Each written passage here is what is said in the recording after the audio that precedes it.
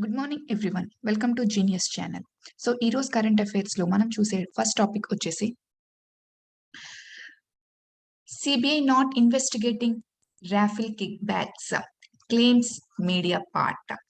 So ఈ Mediapart అనేది French కి సంబంధించిన పోర్టల్ అమ్మా.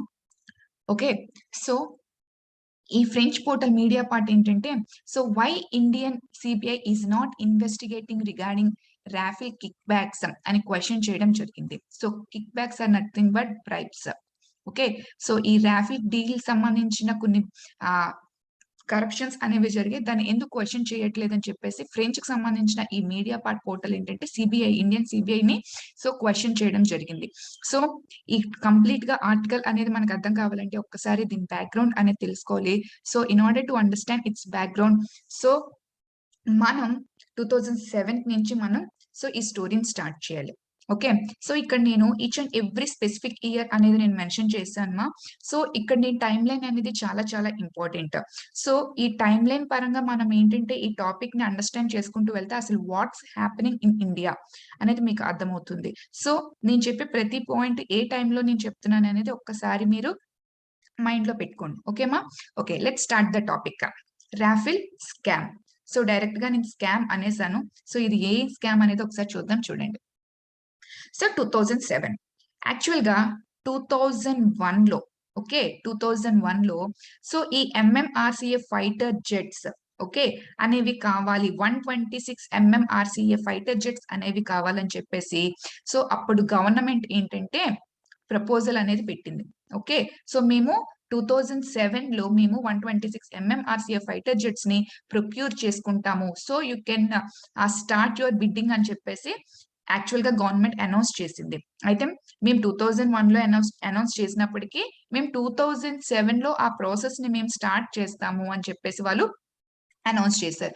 అయితే ఈ 2007 లో ఈ 126 MMRCA ఫైటర్ జెట్స్ ప్రొక్యూర్ చేసుకోవడానికి ప్రపోజల్స్ ని ఆ టైంలో ఉన్న యూపీఏ గవర్నమెంట్ అనేది యాక్సెప్ట్ చేసింది. ఓకేమా? సో ఏంటంటే సో ఆటోమేటిక్ గా వాళ్ళు ప్రొక్యూర్ చేసుకుంటానంటే వేరియస్ కంపెనీస్ అనేవి వాళ్ళ యొక్క బిడ్స్ అనేది సబ్మిట్ చేస్తారు కదా. So various companies submitted they bids. అయితే ఫైనల్ గా ఈ ప్రాసెస్ అంతా కూడా ఆల్మోస్ట్ చూడండి 4 ఇయర్స్ వరకు పట్టేసింది. అయితే ఫైనల్ గా 2011 లో 2 ఎయిర్ క్రాఫ్ట్స్ అనేవి షార్ట్ లిస్ట్ అయ్యాయి. సో చాలా కంపెనీస్ లో ఏంటి ఓన్లీ 2 ఎయిర్ క్రాఫ్ట్స్ అనేవి షార్ట్ లిస్ట్ అయ్యాయి. సో ఒక ఎయిర్ క్రాఫ్ట్ వచ్చేసి యూరోఫ్లైట్, ఇంకొకటి వచ్చేసి Rafale air craft. Okay, so అయితే ఫైనల్ గా ఈ రెండు ఎయిర్ క్రాఫ్ట్స్ లో కూడా ఏంటంటే ఫైనల్ గా రాఫెల్ ఎయిర్ క్రాఫ్ట్ అనేది షార్ట్ లిస్ట్ అవడం జరిగింది. సో ఎందుకు దాన్నే సెలెక్ట్ చేశారు అంటే because it bidded for least amount అని రీజన్ చెప్పడం జరిగింది. ఇక్కడ ఈ పాయింట్ గుర్తు పెట్టుకోండమ్మా, because it bidded for least amount, అందుకు మాత్రమే మేము రాఫెల్ ఎయిర్ క్రాఫ్ట్స్ ని మేము ప్రొక్యూర్ చేస్తున్నామని చెప్పేసి ఆ టైంలో యూపీఏ గవర్నమెంట్ అనేది ఆన్సర్ చేశారు. ఓకే, అయితే ఈ రాఫెల్ ఎయిర్ క్రాఫ్ట్స్ ని ఆ టైంలో మ్యానుఫ్యాక్చర్ చేసేది ఎవరమ్మా?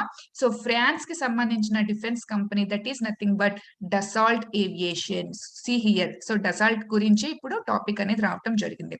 ఓకే, సో ఈ రాఫెల్ ఎయిర్ క్రాఫ్ట్స్ ని 126 రాఫెల్ ఎయిర్ క్రాఫ్ట్స్ ని ఇండియా ప్రొక్యూర్ చేసుకోవటానికి ఫ్రాన్స్ డిఫెన్స్ కంపెనీ అయిన డసాల్ట్ ఏవియేషన్ తో సో మనం ఏంటంటే ఒక బిజినెస్ డీల్ అనేది మాట్లాడడం జరిగింది. ఓకేమా?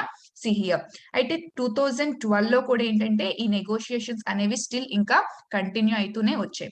ఓకే, అయితే చూడండి కంప్లీట్ గా ఈ 126 MMRCA ఫైటర్ జెట్స్ లో 18 fighter jets of the shelf అంటే ఏంటంటే డైరెక్ట్ గా అవి ఫ్రాన్స్ డిఫెన్స్ కంపెనీ అయిన డసాల్ట్ ఏవియేషన్ లో మ్యానుఫ్యాక్చర్ అయిపోయి డైరెక్ట్ గా ఇండియాకి ఏంటంటే సో ఆన్ గ్రౌండ్ అంటే డైరెక్ట్ గా వాటిని మనం యూటిలైజ్ చేసేసుకోవచ్చు అనమాట. అవి ఆఫ్ ద షెల్ఫ్ అంటాం, అంటే అక్కడ మ్యానుఫ్యాక్చర్ అయితే అది డైరెక్ట్ గా మనం యూటిలైజ్ చేసేసుకోవచ్చు అనమాట. సో అలాగా ఈ 126 లో 18 MMRCA ఫైటర్ జెట్స్ ఏంటంటే ఆఫ్ ద షెల్ఫ్ తీసుకొని వస్తారు. ఓకే, రిమైనింగ్ 108 కి టెక్నాలజీ ట్రాన్స్ఫర్ చేస్తానన్నారు. ఓకే, సో ఈ ఫైటర్ జెట్స్ ని ఎలా మ్యానుఫ్యాక్చర్ చేయాలి దానికి సంబంధించిన టెక్నాలజీ ట్రాన్స్ఫర్ ని సో ఈ డసాల్ట్ ఏవియేషన్ వాళ్ళు ట్రాన్స్ఫర్ చేస్తానన్నారు ఇండియాకి. సో ఇండియాలో ఎవరికి? Hindustan aerospace limited. Okay, so Hindustan aerospace limited కి ఏంటంటే టెక్నాలజీ ట్రాన్స్ఫర్ చేస్తారు. With that technology, so with that help of Dassault Aviation defence company, India will manufacture this remaining 108 MMRCA fighter jets. ఇది actual గా deal. Okay, so 126 MMRCA fighter jets లో 18 off the shelf వస్తే and 108 కి technology transfer అనేది జరుగుతుంది.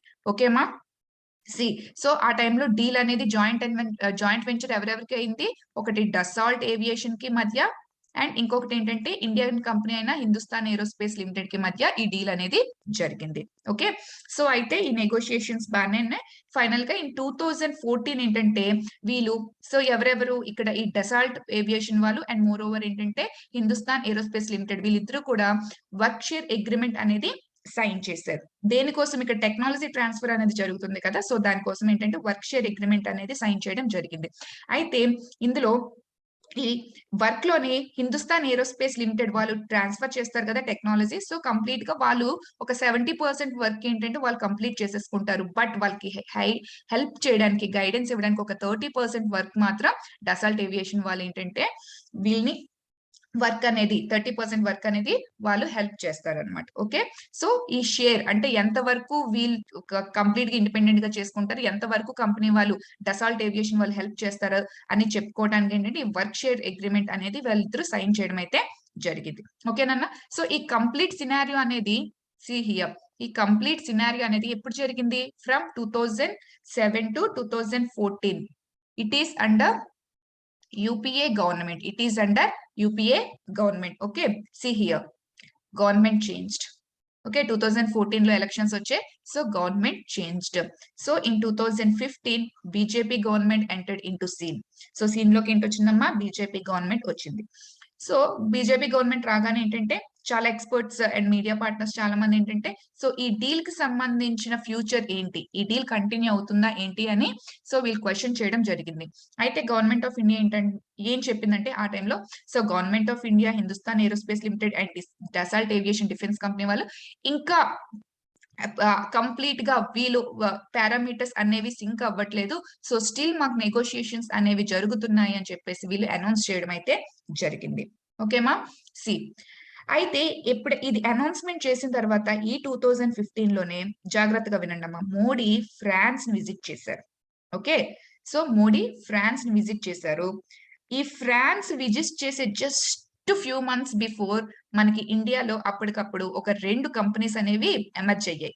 Okay, ఒకటి ఏంటంటే Reliance defence limited and ఇంకొకటి Adani defence systems and technologies limited. So ఈ 2 కంపెనీస్ అనేవి అప్పటి వరకు లేవు. సో మోడీ ఫ్రాన్స్ వెళ్ళబోతున్న ఒక 2 months or few months before ఏంటంటే ఈ 2 కంపెనీస్ అనేవి ఇండియాలో ఎమర్జ్ అయ్యాయి. ఓకే, ఎందుకు చెప్పని పాయింట్ మీకు స్టోరీ కంటిన్యూ అవుతుంటే అర్థమవుతుంది. ఓకేనన్నా, సి హియర్. అండ్ ఈ 2016 లో ఏంటంటే ఒక ఇంటర్ గవర్నమెంటల్ అగ్రిమెంట్ అనేది జరిగింది. అంటే ఎవరెవరికి ఇంటర్ గవర్నమెంటల్ అగ్రిమెంట్ అంటే ఒకటి ఫ్రాన్స్ కి, ఇంకొకటి ఇండియాకి ఫ్రాన్స్ కి మధ్య ఒక ఇంటర్ గవర్నమెంటల్ అగ్రిమెంట్ జరిగింది. ఓకే, సో ఏంటి ఈ అగ్రిమెంట్ లో ఓల్డ్ డీల్ ని వాళ్ళు క్యాన్సిల్ చేశారంట.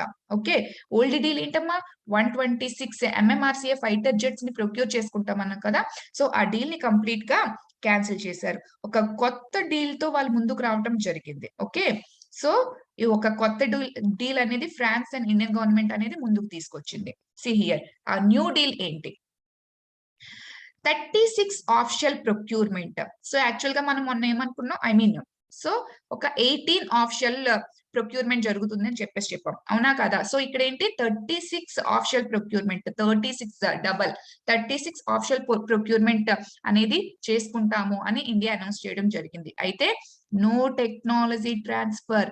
సో ఇక్కడ ఓల్డ్ డీలో సి హియర్, ఇక్కడ ఓల్డ్ డీల్లో ఎంత ప్రొక్యూర్ చేసుకుంటామన్నారు, 126 అనేది నెసెసిటీ ఉంది కాబట్టి 126 ఫైటర్ జెట్స్ ని ప్రొక్యూర్ చేసుకుంటామన్నారు. సో ఇందులో 18 off the shelf, but remaining 108 ఏంటంటే టెక్నాలజీ ట్రాన్స్ఫర్ అనేది చేసుకుంటామని చెప్పారు. బట్ ఇక్కడ ఏంటంటే ఎటువంటి టెక్నాలజీ ట్రాన్స్ఫర్ లేదంటే ఈ 108 మ్యానుఫ్యాక్చర్ చేస్తామన్నారు కదా, వాట్ ఈస్ దిస్, ఇది క్వశ్చన్ మార్క్, అవునా కదా. సో ఓన్లీ 36, ఇక్కడ 18 అనేది డబుల్ అయింది, 36 ఆఫ్షియల్ ప్రొక్యూర్మెంట్ చేస్తాం, బట్ ఇక్కడ ఎటువంటి టెక్నాలజీ ట్రాన్స్ఫర్ అనేది సంబంధించిన ఇష్యూస్ కానీ నెగోషియేషన్స్ అనేవి జరగలేదు. ఏ గవర్నమెంట్ లో అమ్మా, BJP government. Okay, C here, ఇక్కడ మోడీ గారు వాళ్ళతో ఇంకొక ఆఫ్సెట్ క్లాజ్ అనేది సైన్ చేసి రావడం జరిగింది. ఆఫ్సెట్ క్లాజ్ అంటే ఏంటి చూడండి, యాక్చువల్ గా ఈ న్యూ డీల్ అనేది కంప్లీట్ గా 6,000 crore రూపీస్ అమ్మా. ఓకే, సో ఆఫ్సెట్ క్లాజ్ అంటే చూడండి, మనం ఎక్కడి నుంచి రిక్రూట్ చేసుకోవాలి, డసాల్ట్ ఏవియేషన్ డిఫెన్స్ లిమిటెడ్ నుంచి మనం యాక్చువల్ గా రిక్రూట్ చేసుకోవాలి.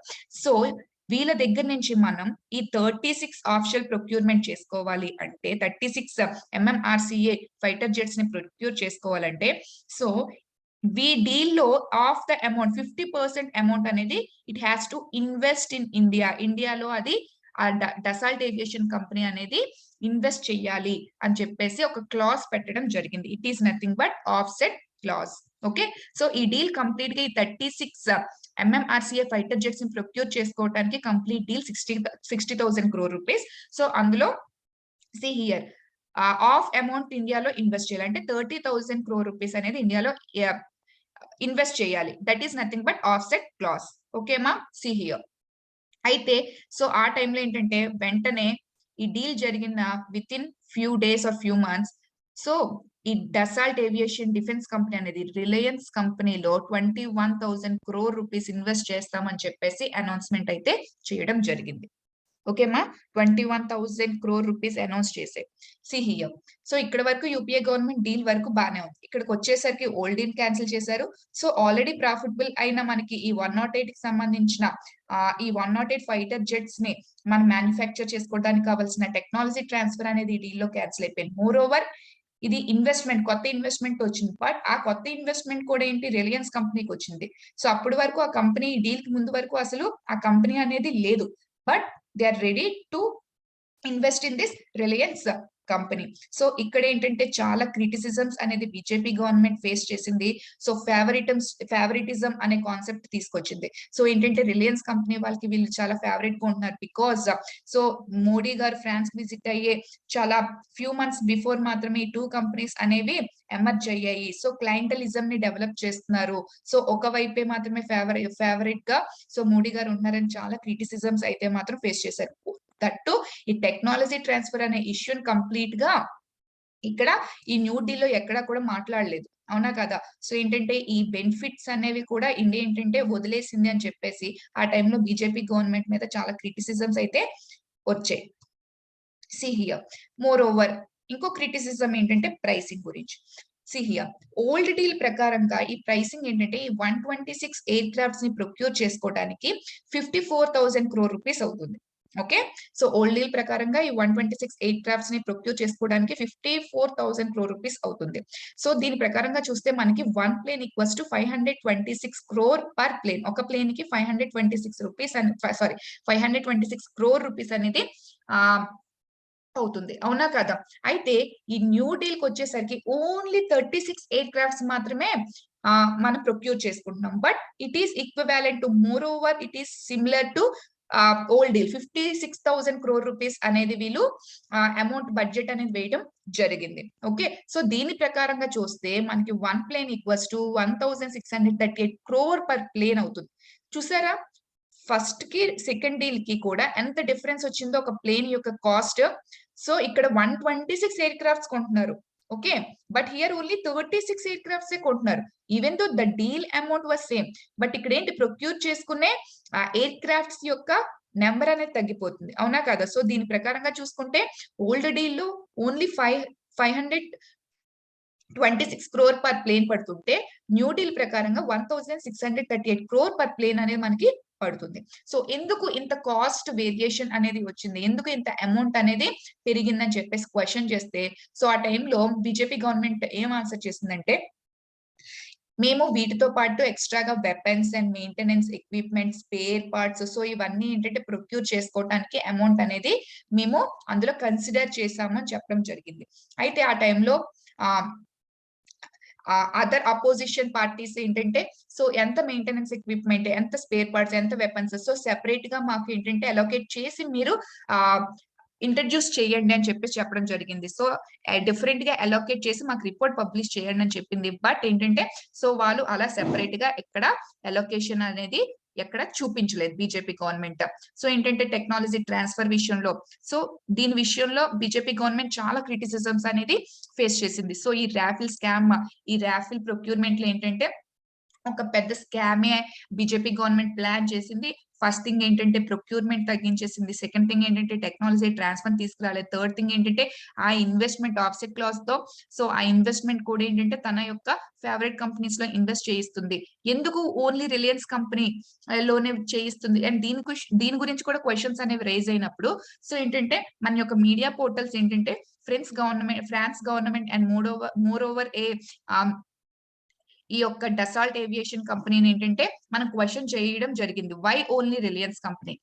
మీరు ఎలా దీన్ని ఫైనలైజ్ చేశారు? వై ఓన్లీ రిలయన్స్ కంపెనీ అని క్వశ్చన్ చేస్తే సో మేము ఈ కంపెనీని మేము సజెస్ట్ చేయలేదు. Only Indian government suggested this company అని చెప్పేసి వాళ్ళు ఆన్సర్ చేయడం జరిగింది. సో అప్పటి నుంచి ఏంటంటే ఈ కాంట్రవర్సీ ఇంకా ఎక్కువగా రైజ్ అయిపోయింది.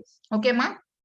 సో అయితే నెక్స్ట్ ఇంకొకటి so first one technology transfer లేదు. సో సెకండ్ వన్ ఏంటంటే ఫేవరెటిజం ఆర్ ఏంటి క్లయింటలిజం చూపిస్తున్నారు. అండ్ థర్డ్ వన్ ఏంటంటే ప్రొక్యూర్మెంట్ అనేది తగ్గించేశారు. అండ్ ఫోర్త్ వన్ ఏంటంటే సో ఈ కాస్ట్ పరంగా ప్రైసింగ్ పరంగా సో అఫీషియల్ ఫ్రాన్స్ లో ఈ డసాల్ట్ ఏవియేషన్ డిఫెన్స్ కంపెనీ యొక్క వెబ్సైట్ లో మనం ఏంటంటే వీటి యొక్క ప్రైసెస్ ని కన్సిడర్ చేస్తే సో ఒక ప్లేన్ యొక్క ప్రైస్ ఏంటంటే 500 to 600 crore రూపీస్ మాత్రమే ఉంది.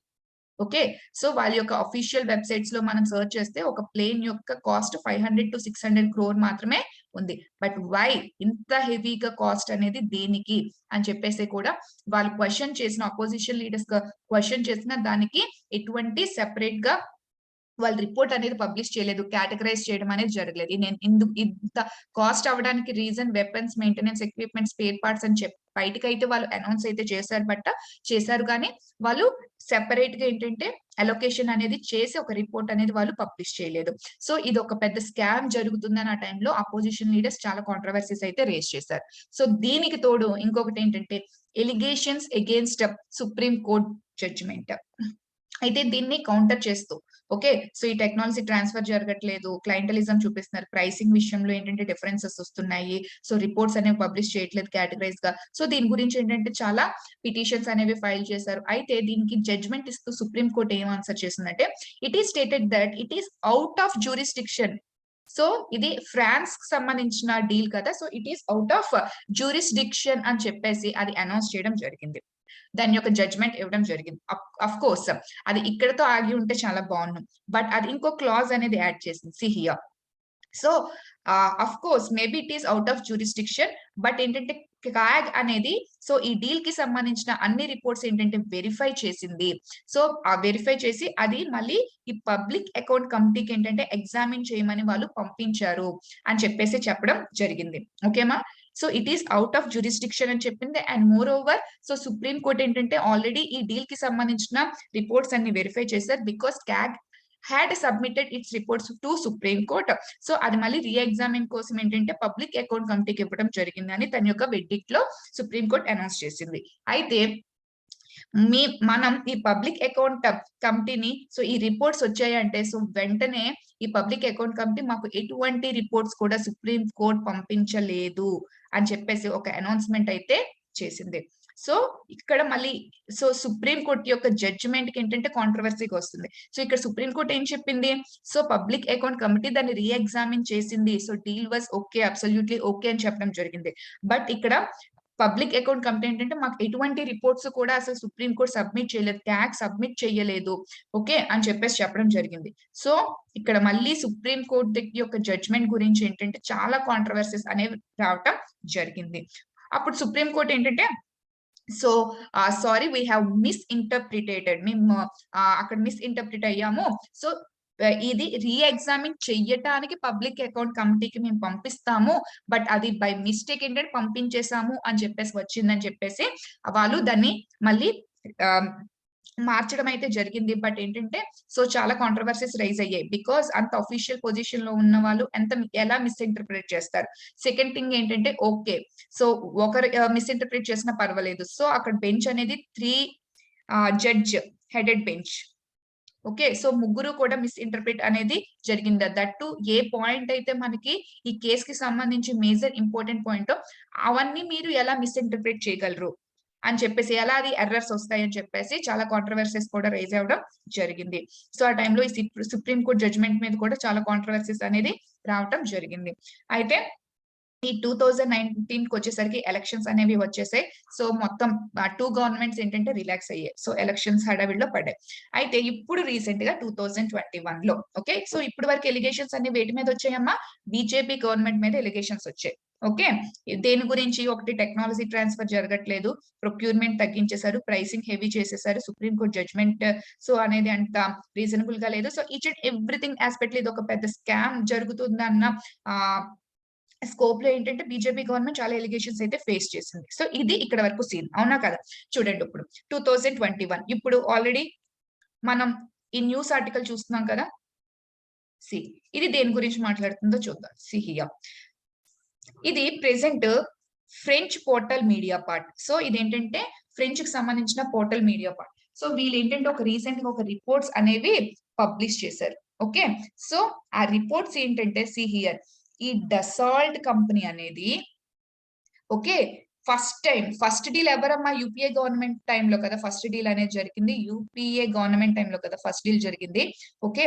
సో యూపీఏ గవర్నమెంట్ టైంలో ఈ డీల్ అనేది డసాల్ట్ కంపెనీ అనేది సిహియర్ ఈ గవర్నమెంట్ తో ప్రాజెక్ట్ అనేది సెక్యూర్ చేసుకోవటానికి, తనకి మాత్రమే ప్రాజెక్ట్ అనేది వచ్చేలాగా తనకి ప్రాజెక్ట్ సెక్యూర్ చేసుకోవటానికి మిడిల్ మ్యాన్ కి okay middle man Sushen Gupta అనే మిడిల్ మ్యాన్ కి ఏంటంటే 7.5 మిలియన్ యూరోస్ అనేది బ్రైబ్ చేసింది అని ఈ ఫ్రెంచ్ కి సంబంధించిన మీడియా పోర్టల్ ఏంటంటే రిపోర్ట్స్ పబ్లిష్ చేసింది. ప్రెసెంట్ అదే మనకి న్యూస్ లో వచ్చింది.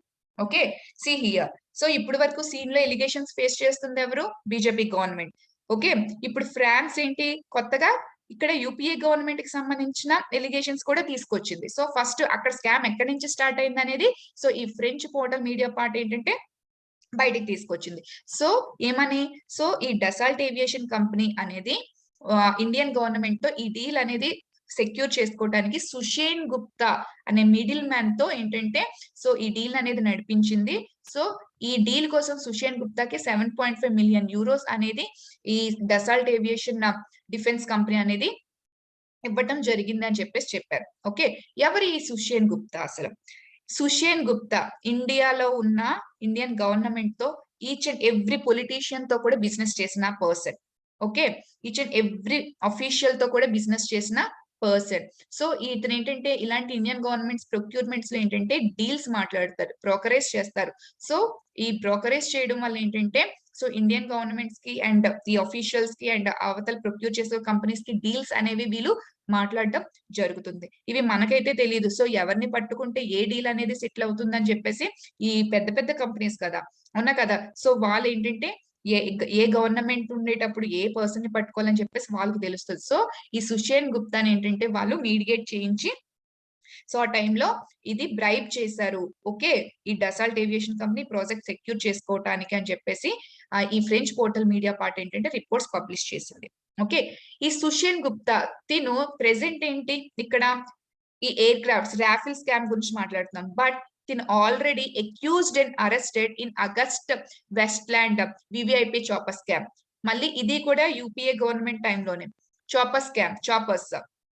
ఆ టైంలో ఏంటంటే యూపీఏ గవర్నమెంట్ ఈ చాపర్స్ ని రిక్రూట్ చేసుకోవడానికి కూడా ఏంటంటే ఒక ఇటాలియన్ సో ఇదేంటంటే ఇటాలియన్ కంపెనీ అన్నమాట. ఓకే. సో ఒక ఇటాలియన్ కంపెనీతో డీల్ చేసుకోవడం మాట్లాడింది. ఓకే. సో ఈ అగస్ట్ వెస్ట్లాండ్ వివిఐపి అనేది సో ఈ అగస్ట్ వెస్ట్లాండ్ అనేది ఒక ఇటాలియన్ డిఫెన్స్ కంపెనీకి సంబంధించిన ఓకే ఒక చాపర్ అన్నమాట. Name Westland VVIP chopper. Okay.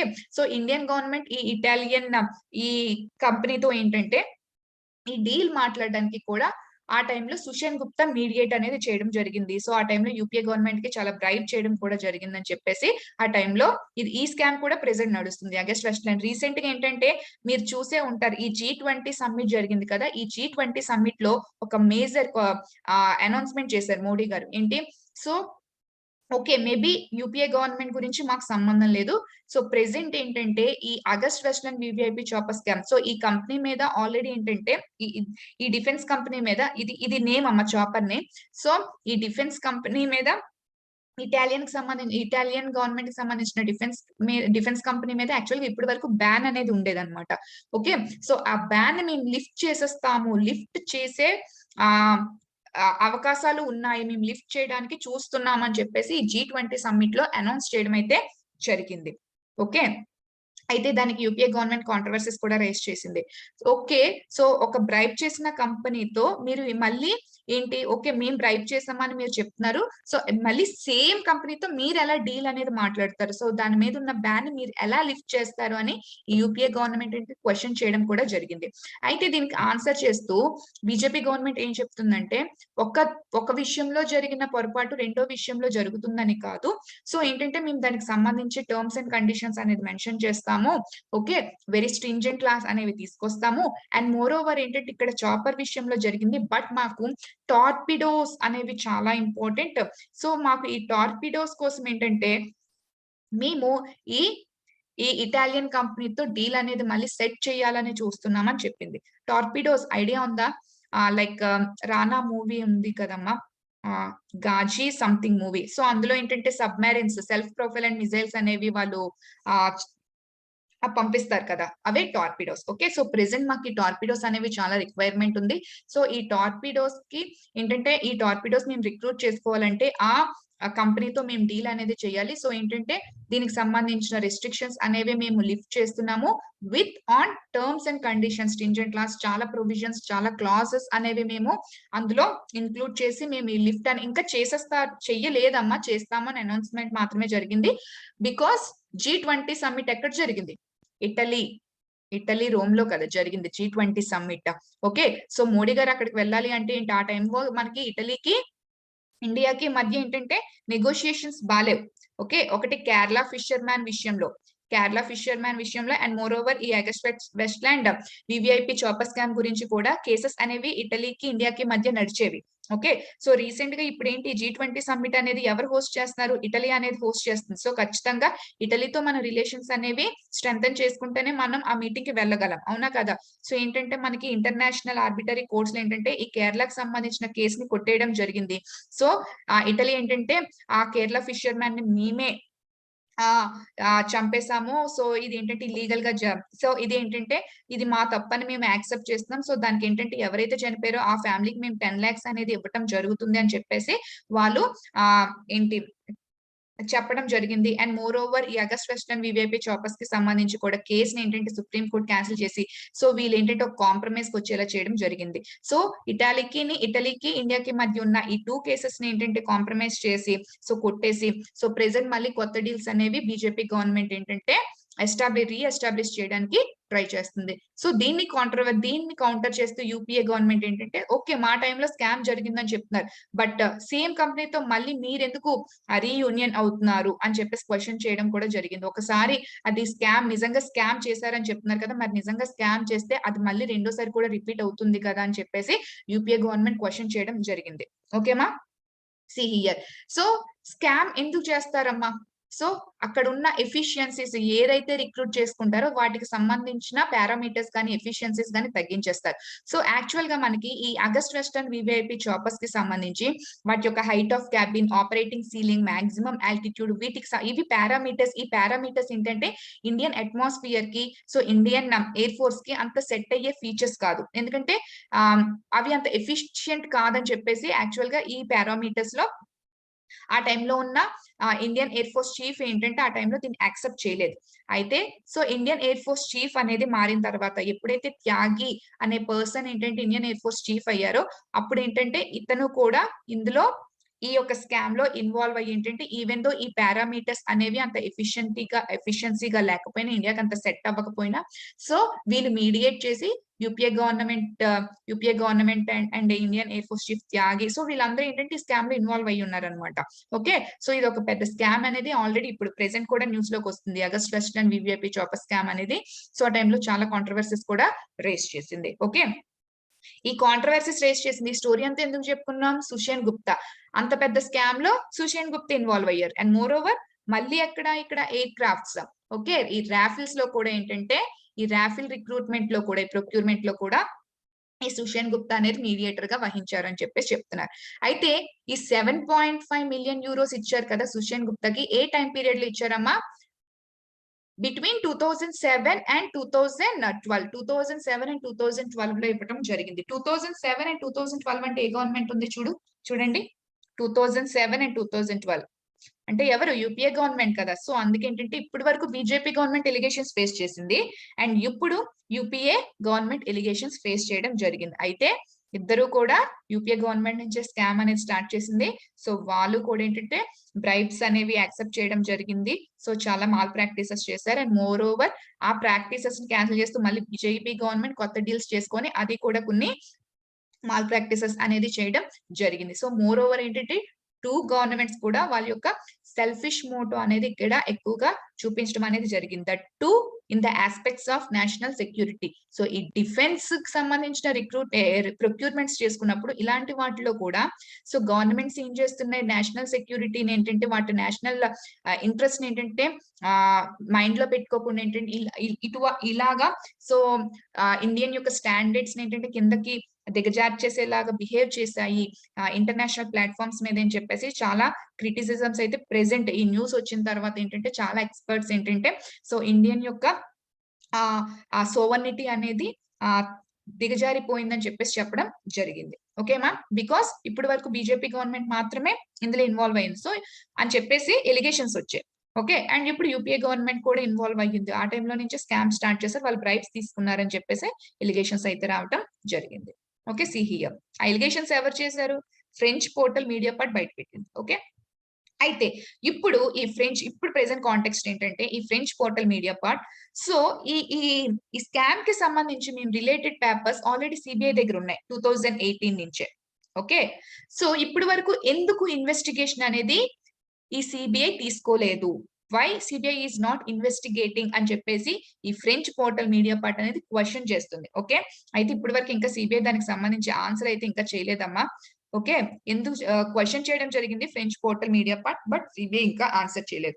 అయితే according to French portal media part వాళ్ళు ఏం చెప్తున్నారంటే ఈ మిడిల్ మ్యాన్ అయిన ఈ సుషేన్ గుప్తా తనకి మారిషస్ అనేది బేస్ గా తీసుకున్నారంట. అంటే తనకి అక్కడ చాలా కంపెనీస్ అనేవి ఉండే. ఓకే, సో ఈ మారిషస్ లో బేస్ గా తీసుకొని సో సి హియర్ ఈ ఫ్రెంచ్ దగ్గర నుంచి కానీ లేకపోతే ఫ్రాన్స్ డిఫెన్స్ కంపెనీ అయిన డసాల్ట్ ఏవియేషన్ డిఫెన్స్ కంపెనీ కానీ లేకపోతే ఇటాలియన్ అయినా సంబంధించిన కంపెనీస్ తో కానీ వాటికి సంబంధించిన ఫేక్ ఇన్వాయిసెస్ అనేవి అతను అక్కడ ఆ మారిషస్ సంబంధించిన కంపెనీస్ లో ఏంటంటే fake invoices and fake companies పేరు ఏంటంటే రిజిస్టర్ అవ్వడం జరగడం, అక్కడ ఓవర్ బిల్స్ అనేవి కనిపించడం చేసాయంట. సో ఎవరు? ఈ French portal media part investigation లో ఈ కంప్లీట్ గా ఈ డేటా అనేది పబ్లిష్ అయింది. అక్కడ ఉన్న ఇన్వాయిసెస్ కానీ సో యాక్చువల్ గా ఈ నేమ్స్ కూడా ఏమని రావాలి? డసాల్ట్ ఏవియేషన్ డిఫెన్స్ కంపెనీ పేరు మీద కదా ఇన్వాయిసెస్ అనేవి రావాలి. సో నేమ్స్ కూడా అసలు ఫ్రాన్స్ లో లేని ఇటాలీలో లేని కంపెనీస్ పేరు ఒక ఫేక్ కంపెనీస్ ఏంటంటే ఇవి ఇన్వాయిసెస్ ఎస్టాబ్లిష్ చేయడం, ఓవర్ బిల్స్ ఎస్టాబ్లిష్ చేయడం అనేది జరిగింది. ఓకే, సో దీన్ని ఇండియన్ గవర్నమెంట్ అయితే ప్రెసెంట్ ఇంకా సీరియస్ గా తీసుకోలేదు, కానీ ఫ్రాన్స్ గవర్నమెంట్ మాత్రం దీన్ని చాలా సీరియస్ గా తీసుకుంది. ఓకే, సో అందుకని ఇట్ కేమ్ ఇన్ టు ఒక యాక్షన్ ఫ్రేమ్ వర్క్. సో దీని మీద యాక్షన్ అనేది తీసుకోవాలి అని చెప్పేసి అది రంగంలోకి దిగింది. So it appointed A French judge, ఒక ఫ్రెంచ్ జడ్జ్ ని వాళ్ళు అపాయింట్ చేశారు. దేనికోసం? టు కండక్ట్ జుడిషియల్ ఇన్వెస్టిగేషన్ చేయండి అసలు స్కామ్స్ గురించి అని చెప్పేసి ఫ్రాన్స్ గవర్నమెంట్ అయితే సో ప్రెసెంట్ యాక్షన్ లోకి దిగింది. సో దేని మీద investigation? Charges of corruption. So ఈ కరప్షన్ గురించి సంబంధించి చార్జెస్ ఉన్నాయి కదా, ఎలిగేషన్స్ ఉన్నాయి కదా, సో దీని గురించి కంప్లీట్ గా ఇన్వెస్టిగేషన్ చేసి రిపోర్ట్ అనేది తీసుకురండి అని చెప్పేసి వాళ్ళు ఒక యాక్షన్ ఫ్రేమ్ వర్క్ అనేది ఆల్రెడీ డిజైన్ చేశారు. బట్ స్టిల్ ఇండియా ఇంకా ఇన్వెస్టిగేషన్ అనేది స్టార్ట్ చేయలేదు. సో గవర్నమెంట్స్ ఏదనేది కాదమ్మా, సో ఏ గవర్నమెంట్స్ ఇక్కడ ఆల్రెడీ సో నేషనల్ గవర్నమెంట్స్ అయినా రెండు కూడా ఇన్వాల్వ్ అయి ఉన్నాయని కనిపిస్తుంది. Okay, we don't know. So ఇక్కడ ఉన్న ఫ్యాక్ట్స్ బట్టి మాత్రమే మనం మాట్లాడుకుంటాం. ఓకే, సో ఫ్యాక్ట్స్ బట్టి చూస్తే ఏంటంటే వచ్చిన మనకున్న డేటా ప్రకారంగా ఫ్యాక్ట్స్ ప్రకారంగా న్యూస్ ఆర్టికల్స్ లో రిలీజ్ చేసిన డేటా ప్రకారంగా the two governments are involving. Okay, so two governments కూడా ఇన్వాల్వ్ అవుతున్నాయి. సో ఇక్కడ నేషనల్ సెక్యూరిటీకి సంబంధించిన ఇష్యూ ఏమవుతుంది అసలు? ఓకే, సో ఇండియా యొక్క సోవర్నిటీ, ఇండియా యొక్క నేషనల్ సెక్యూరిటీ ఇంట్రెస్ట్, సో ఇలాంటి మ్యాటర్స్ లో కూడా ఏంటంటే గవర్నమెంట్ దీన్ని పొలిటిసైజ్ చేస్తుంది. ఓకే, తన యొక్క సెల్ఫిష్ మోటో అనేది చూపిస్తుందా? So what about our India's national security అని చెప్పేసి ఎక్స్పర్ట్స్ క్వశ్చన్ చేయడం జరిగింది. సో, ఐ థింక్ సో మీకు ఆర్టికల్ మొత్తం అర్థమైందనుకుంటున్నాను. Thank you one and all.